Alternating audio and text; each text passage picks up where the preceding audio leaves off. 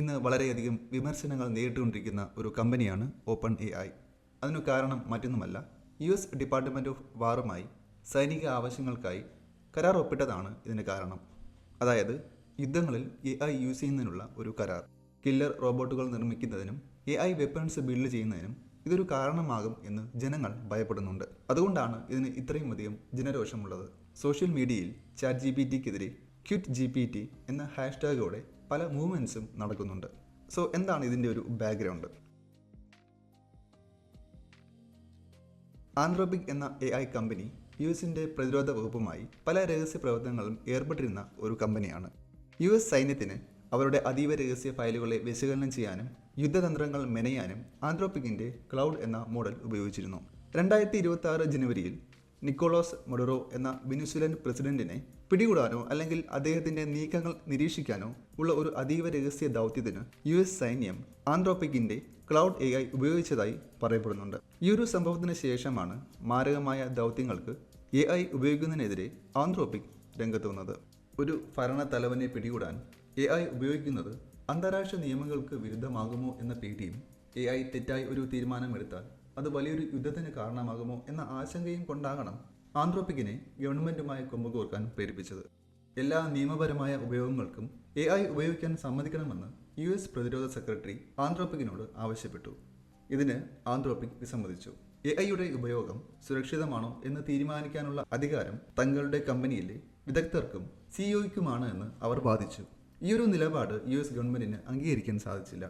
ഇതോടുകൂടി ആന്ത്രോപിക്കിനെ supply chain risk ആയി US പ്രഖ്യാപിച്ചു. ഇതിനർത്ഥം സൈന്യവുമായി ബന്ധമുള്ള ഒരു കമ്പനിയും ആന്ത്രോപിക്കുമായി സഹകരിക്കാൻ പാടില്ല എന്നതാണ്. ഇതൊരു തരത്തിലൊരു നിരോധനം കൂടിയാണ്. മിക്ക ഏജൻസികളോടും ആന്ത്രോപിക് ഉപയോഗിക്കുന്നത് നിർത്താൻ ട്രംപ് ആവശ്യപ്പെട്ടതായാണ് റിപ്പോർട്ട്. ഈയൊരു സമയത്താണ് ഓപ്പൺ AI എൻട്രി. ആന്ത്രോപിക് നിരാകരിച്ച അതേ നിബന്ധനകൾ അംഗീകരിച്ചുകൊണ്ടാണ് ഓപ്പൺ AI ഈ ഒരു സ്ഥാനത്തേക്ക് വരുന്നത്. എല്ലാ നിയമപരമായ ഉപയോഗങ്ങൾക്കും അവർ സമ്മതം മൂളി. എന്നാൽ ആഭ്യന്തര നിരീക്ഷണത്തിനോ കില്ലർ റോബോട്ടുകൾ നിർമ്മിക്കുന്നതിനോ ഇവർ സഹായിക്കില്ല എന്ന് പറയുന്നുണ്ട്. എന്നാൽ ഇത് വെറും പറച്ചിൽ മാത്രമാണെന്ന് പൊതുജനം കരുതുന്നുണ്ട്. ബിക്കോസ് ആൾ ലോഫുൾ യൂസ് അഥവാ നിയമപരമായ ഉപയോഗം എന്നതിനെ ഭരണഘടനയെ വ്യാഖ്യാനിച്ചുകൊണ്ട് സർക്കാരിന് എന്ത് അർത്ഥവും നൽകാൻ കഴിയും. അതുകൊണ്ട് തന്നെ ഇത് ഓപ്പൺ AI സുരക്ഷാ മാനദണ്ഡങ്ങളെല്ലാം അപ്രസക്തമാക്കുന്നു. സോ ബേസിക്കലി ഓപ്പൺ AI ഇപ്പോൾ ചെയ്യുന്നത് എല്ലാവരെയും കാണിക്കാൻ വേണ്ടിയിട്ട് കുറച്ച് നിയമങ്ങൾ ഉണ്ടെന്ന് പറയുന്നുണ്ടെങ്കിലും ആത്യന്തികമായി സൈന്യം എന്ത് പറഞ്ഞാലും കേൾക്കാം എന്ന കരാറിലേക്കാണ് അവർ ഒപ്പിട്ടിരിക്കുന്നത്. ഇനി XAI നിലപാട് എന്താണ് എന്ന് നോക്കാം. XAI എന്നത് ഇലോൺ മസ്കിൻ്റെ AI കമ്പനിയാണ്. ഇലോൺ മസ്കിൻ്റെ കമ്പനി ആഴ്ചകൾക്ക് മുമ്പ് തന്നെ സൈന്യവുമായി കരാർ ഒപ്പിട്ട് കഴിഞ്ഞിരുന്നു. പക്ഷേ എന്തുകൊണ്ട് ആരും മസ്കിനെ കുറ്റം പറയുന്നില്ല എന്ന് ചോദിച്ചാൽ വളരെ സിമ്പിൾ ആൻസറാണ്. അദ്ദേഹം എല്ലാം ഓപ്പൺ ആയിട്ട് പറഞ്ഞിട്ടുണ്ട്. അദ്ദേഹം പറഞ്ഞത് ഇങ്ങനെയാണ്: നമ്മുടെ രാജ്യം ജയിക്കണം, അതിൽ സുരക്ഷയെന്ന് പറഞ്ഞ് പേടിച്ചിരിക്കേണ്ട കാര്യമില്ല. ചൈനയെ പോലുള്ള രാജ്യങ്ങൾ ഇത്തരം കാര്യങ്ങളിൽ വളരെ വേഗത്തിലാണ് വളരുന്നത്. സോ ഇതിൽ ഫുൾ സപ്പോർട്ട് കൊടുക്കണം എന്നതാണ് മസ്കിൻ്റെ നിലപാട്. സോ ഇതിൻ്റെ ഒരു ടോട്ടൽ പിക്ചർ നോക്കുകയാണെങ്കിൽ XAIക്ക് യാതൊരു നിബന്ധനകളും ഇല്ല, എങ്ങനെ വേണമെങ്കിലും ഉപയോഗിക്കാം. ഓപ്പൺ AI പുറമേ മാന്യത കാണിക്കുന്നുണ്ടെങ്കിലും കരാറിൽ ഒപ്പുവച്ചിട്ടുണ്ട്. ആന്ത്രോപിക് ഇപ്പോൾ പുറത്താണ്. ഇനി ഗൂഗിളിൻ്റെ കാര്യമെടുത്താൽ അവർക്കും ഒരു പഴയ ചരിത്രമുണ്ട്. 2018 പ്രൊജക്റ്റ് മാവിൻ എന്നൊരു പരിപാടി അവർ ചെയ്തിരുന്നു. ഡ്രോൺ ദൃശ്യങ്ങളിൽ നിന്നും ആളുകളെയും വണ്ടികളെയും തിരിച്ചറിയുന്ന സാങ്കേതിക വിദ്യയായിരുന്നു അത്. അന്ന് ഗൂഗിളിൻ്റെ ജീവനക്കാർ തന്നെ ഇതിനെതിരെ സമരം ചെയ്തിരുന്നു. ഗൂഗിളിൻ്റെ പഴയ മുദ്രാവാക്യമായ ഡോണ്ട് ബി ഇവിൾ എന്നതിന് വിരുദ്ധമായിരുന്നു ഇത്. പിന്നീട് സമ്മർദ്ദം കാരണം ആയുധങ്ങൾ നിർമ്മിക്കില്ല എന്ന് ഗൂഗിളിന് നിയമം എഴുതേണ്ടി വന്നു.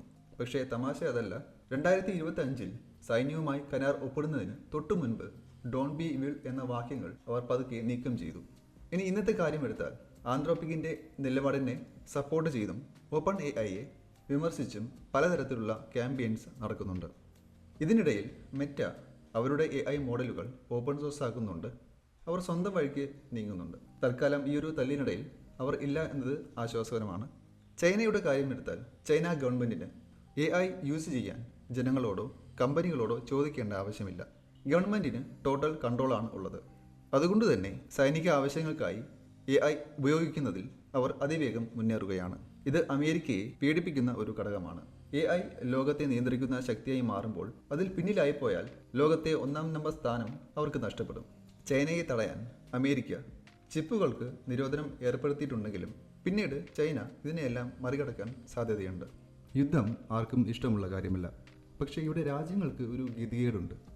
നമ്മൾ ആയുധമുണ്ടാക്കിയില്ല, പക്ഷേ ശത്രുരാജ്യം ആയുധമുണ്ടാക്കിയാൽ അത് നമുക്ക് ദോഷം ചെയ്യും. രണ്ട് രാജ്യങ്ങളും ആയുധമുണ്ടാക്കിയാൽ ലക്ഷക്കണക്കിന് കോടി രൂപ വെറുതെ പാഴാകും. ആളുകൾ പേടിച്ച് ജീവിക്കേണ്ടി വരും. സോ എല്ലാ ഗവൺമെൻറ്റും ആയുധം നിർമ്മിക്കാനായിരിക്കും ശ്രമിക്കുന്നത്.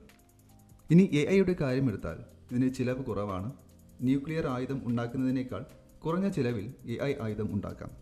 നിമിഷങ്ങൾക്കുള്ളിൽ ലക്ഷ്യങ്ങൾ തകർക്കുന്ന സ്വയം നിയന്ത്രിത ഡ്രോണുകൾ ഉണ്ടാക്കാം. എതിരാളി അറിയുന്നതിന് മുമ്പ് തന്നെ യുദ്ധം ജയിക്കാൻ AI സഹായിച്ചേക്കാം. അതുകൊണ്ട് തന്നെ സുരക്ഷയെക്കുറിച്ചോ ധാർമ്മികതയെക്കുറിച്ചോ ചിന്തിച്ച് സമയം കളയാൻ രാജ്യങ്ങൾ തയ്യാറാകില്ല. ബിക്കോസ് നമ്മൾ 2 വർഷം കൊണ്ട് AI സുരക്ഷയെക്കുറിച്ച് പഠിക്കുമ്പോഴേക്കും ശത്രുരാജ്യം 1 വർഷം കൊണ്ട് AI സൈന്യത്തെ ഇറക്കി നമ്മളെ തോൽപ്പിച്ചേക്കാം. സോ ഇതിന് മറ്റൊരു വശം കൂടിയുണ്ട്. ഒരു മോശം രാജ്യം AI ഉപയോഗിച്ച് നമ്മുടെ രാജ്യത്തെ ആക്രമിക്കുന്നു എന്ന് കരുതുക. ആ സമയത്ത് AI സുരക്ഷയെക്കുറിച്ചും ധാർമ്മികതയെക്കുറിച്ചും ചർച്ച ചെയ്ത് പ്രതിരോധം വൈകിയതിനാൽ നമ്മുടെ രാജ്യം തകർക്കപ്പെട്ടാൽ അന്ന് നമ്മൾ ആ ചർച്ചകളെ വെറും വിഡ്ഢിതമായി കരുതും. ചുരുക്കത്തിൽ ഇതിനൊരു കൃത്യമായ ഉത്തരമില്ല. AI കൊണ്ട് ലോകം നന്നാക്കുന്നതിന് മുമ്പ് AI ഉപയോഗിച്ച് നമ്മൾ തന്നെ നമ്മളെ ഇല്ലാതാക്കുമോ എന്നതാണ് ഇപ്പോഴത്തെ പേടി. സാങ്കേതിക വിദ്യ എപ്പോഴും ഇരട്ടത്തലയുള്ള വാള് പോലെയാണ്. അത് ലോകത്തെ നന്നാക്കാനും നശിപ്പിക്കാനും ഉപയോഗിക്കാം.